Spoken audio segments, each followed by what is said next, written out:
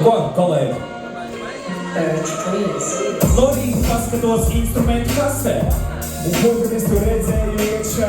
Tik daudz darba man šodien ar to paspēt. Un skatos, tur ir kabelis priekšā.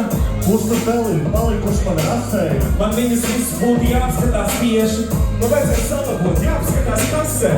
Jāapskatās plānā, kur es šodien iešu. Un tad es ņēmu to kasti savās rokās. Rīt, zvana boss tieši. Es paņemu špīpaus, lai jums labāk sokās. Viņš teica, ai, paņem tu te brīvu dienu. Tā, tikko bija kolēģis šeit, kaut kur nozuda. Jā, bet darbs ir jāveic tagad.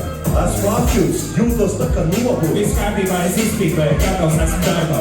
Un tiešām es darbu skatos tā kā nobūs.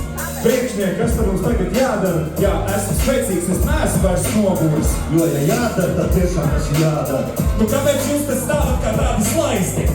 Nu piedod, tu zini, es jau tā daru. Ai, priekšnieki, nebaidies, viss būs skaisti. Jā, un vienmēr zini, es daru, kas jādara. Laiks nopļoties sienam ciet to maisu. Nu ko jūs darat ar šito kabeli? Tas ir tik labi darbi izdarījis, skaisti. Jā, mums ir labākais priekšnieks Varvets. Jā, kabeli ieliku aiz klīzēm.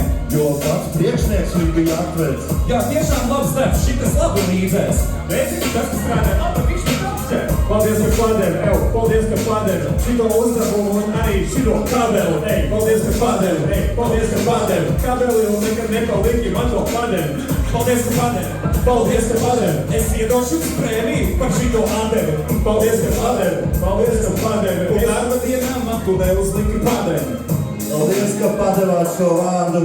Izcilbi kā.